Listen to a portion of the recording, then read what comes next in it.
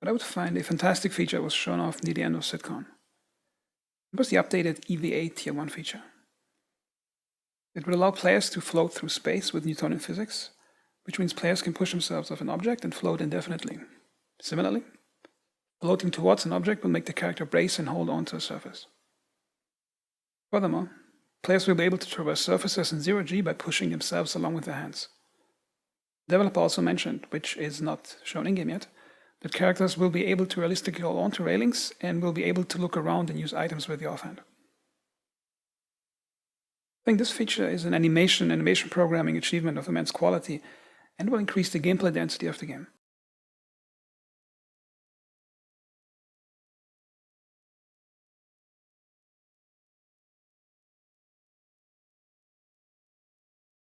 A little later on.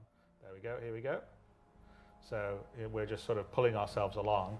And if we wanted to at this point, we could stop and we could push off against it, and then we would just go floating out into space. So that's the sort of idea of what we call push-pull.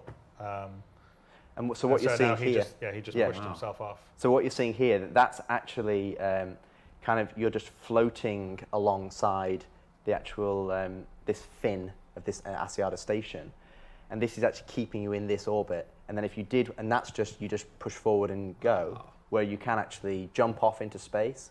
But then this becomes one of the, if you look at physical traversal, where you've got jumping and mantling and vaulting, this is where we have zero-G push-pull. We have the tractor beam that kind of pulls you around in EVA, and then we have your EVA pack, which is limited by your resource of EVA fuel. So this allows you to kind of manipulate and go in EVA, and allows us as developers to build EVA traversal spaces, both wide-ranging and both small scale. So yeah, here's I mean, we were before in first person looking around, but here's us cutting out to third person to actually show you what your character and body's doing. And so there's a lot of, I mean, and these are still blockout animations actually, but so there'll be a lot more like nuance or fidelity to it. But yeah, you have a lot more control, directional sense, ability to look around, ability to stop yourself. So I think, in this one, we're going to come up close to the glass above it.